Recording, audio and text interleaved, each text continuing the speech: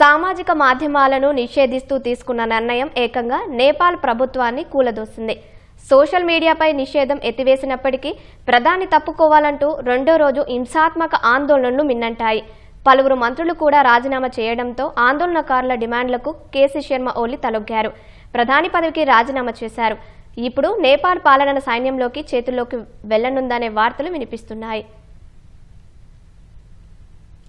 నేపాల్లో 2 రోజులుగా సాగుతున్న ఘర్షణలకు బాధ్యత వహిస్తూ ప్రధాని పదవికి కేపీ శర్మ ఓలీ రాజీనామా చేశారు. సామాజిక మాధ్యమాలపై నిషేధం ఎత్తివేసిన నేపాల్లో ఆందోళనలు సద్దుమణగలేదు. నిన్నటి ఆందోళనల్లో మరణాలకు బాధ్యత వహిస్తూ కేపీ శర్మ ఓలీ రాజీనామా చేయాలని, దేశాన్ని విడిచిపోవాలంటూ రెండో రోజు యువత రోడ్డెక్కారు. అవినీతి పరులపై చర్యలు తీసుకోవాలంటూ నినాదాలు చేశారు. నిషేధాజ్ఞలు లెక్క చేయకుండా వీధుల్లోకి వచ్చి నిరసనలకు దిగారు. అడ్డుకోవడాన్ని ప్రయత్నించిన భద్రతా బలగాలతో ఘర్షణకు దిగారు. తొలుత ప్రధాని కేపీ శర్మ ఓలీ ప్రైవేటు నివాసానికి నిప్పు పెట్టిన ఆందోళనకారులు తర్వాత అధికార నివాసంలోకి చొరబడ్డారు. ప్రభుత్వానికి వ్యతిరేకంగా నినాదాలు చేశారు.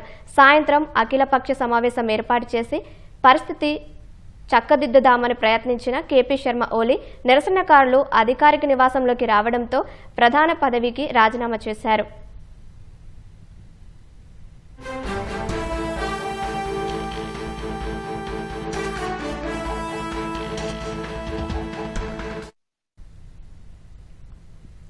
అంతకుముందు రెండో రోజు నేపాల్ వ్యాప్తంగా ఆందోళనలు మిన్నంటాయి. రాజధాని కాఠ్మాండూలో కాలంకి, బనేశ్వర్, లలిత్పూర్ సహా పలు జిల్లాల్లో ఆందోళనలు నిర్వహించారు. కాఠ్మాండూలో ప్రజలు గుమిగూడకుండా విధించిన నిషేధాజ్ఞలను ఏమాత్రం లెక్కజేయకుండా నిరసనలకు దిగారు.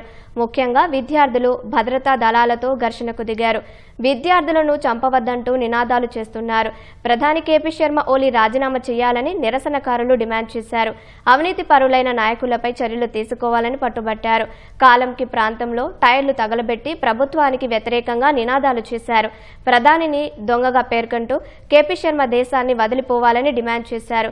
భక్తాపూర్లోని బాల్కోట్లో ఉన్న ఓలీ ప్రైవేటు నివాసానికి నిప్పు పెట్టారు. తర్వాత బల్వతార్లోని అధికారిక నివాసంలోకి చొచ్చుకెళ్లారు.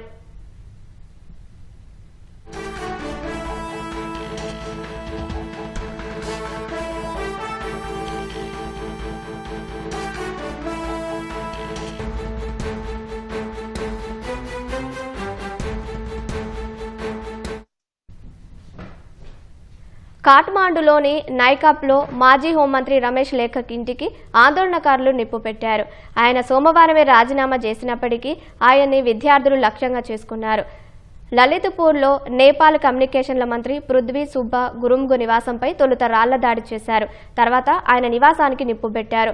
నేపాల్లో సామాజిక మాధ్యమాలపై నిషేధానికి మంత్రి గురుంగే ఆదేశాలు జారీ చేశారు. ఈ నేపథ్యంలో ఆయన ఇంటిపై దాడి జరిగింది. లలిత్పూర్లో మాజీ ప్రధానమంత్రి పుష్పకమల్ దహల్ ప్రచండ ఇంటిని నిరసనకారులు ధ్వంసం చేశారు. కాఠ్మాండూలోని బుధానిల్ కాంత ప్రాంతంలో ఉన్న మరో మాజీ ప్రధాని షేర్ బహదూర్ దేవ్బా నివాసం ఎదుట విద్యార్థులు నిరసన ప్రదర్శన నిర్వహించారు.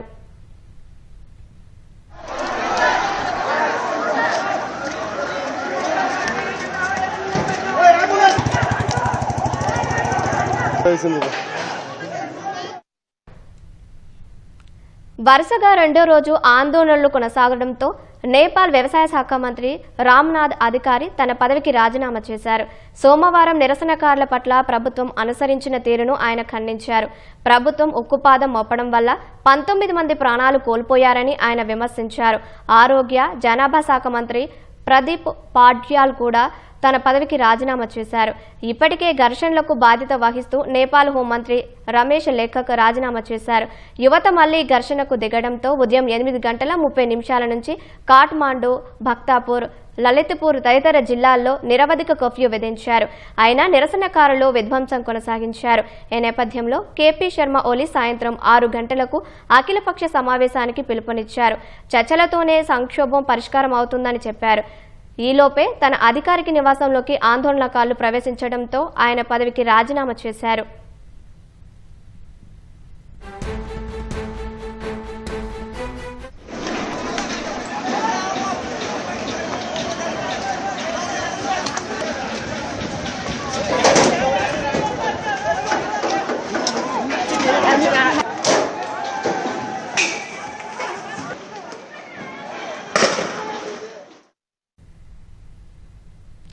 ప్రధాని పదవికి కేపీ శర్మ ఓలీ రాజీనామాతో నేపాల్ పాలన పగ్గాలు సైన్యం చేతుల్లోకి వెళ్లనున్నాయని తెలుస్తోంది. రాజీనామాకు ముందే KP Sharma Oli Nepal army chief general Ashok Raj సిగ్దేల్తో మాట్లాడారని తెలుస్తోంది. సురక్షితంగా వెళ్లిపోయేందుకు మిలిటరీ సహాయం కావాలని ఆయన అడిగినట్లు పేర్కొన్నారు. అయితే ప్రధాని పదవికి రాజీనామా చేయాలని ఓలీకి ఆర్మీ చీఫ్ సూచించినట్లు తెలుస్తోంది. ఈ ఘర్షణలను సైన్యం అదుపులోకి తీసుకువస్తుందని పేర్కొన్నట్లు సమాచారం. ఓలీ రాజీనామాతో మిలిటరీ రంగంలోకి దిగేందుకు సిద్ధమైనట్లు తెలుస్తోంది. ఇదే సమయంలో త్రిభువన్ అంతర్జాతీయ విమానాశ్రయాన్ని మూసివేశారు. అన్ని విమానయాలను రద్దు చేశారు. 300 మంది సైనికులను అక్కడ మోహరించారు. మంత్రులను వారి అధికారిక నివాసాల నుంచి ఆర్మీ హెలికాప్టర్ల ద్వారా తరలిస్తున్నారు. కాఠ్మాండులోని ఆర్మీ బ్యారక్స్లోకి వీఐపీలను తరలిస్తున్నారు.